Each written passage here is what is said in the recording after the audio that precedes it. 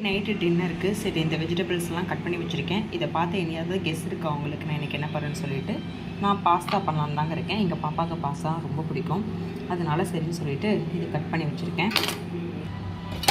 தேவையான அளவு பாஸ்தாவும் கொஞ்சம் ஆல்ரெடி ஃபஸ்ட்டே வேக வச்சு வச்சுருக்கேன். இந்த ரெசிபியும் நான் முன்னாடியே போட்டிருக்கேன். வேணுங்கிறவங்க மறக்காமல் நம்ம சேனலில் போய் பார்த்துக்கோங்க. ஃபர்ஸ்ட் டைம் இப்போ தான் வீட்டில் கொஞ்சம் எள்ளு இருந்துச்சு. சரி நம்மளே வீட்டில் எள்ளுருண்டை மாதிரி ட்ரை பண்ணுவோம் அப்படின்னு சொல்லிட்டு ட்ரை பண்ணியிருக்கேன்.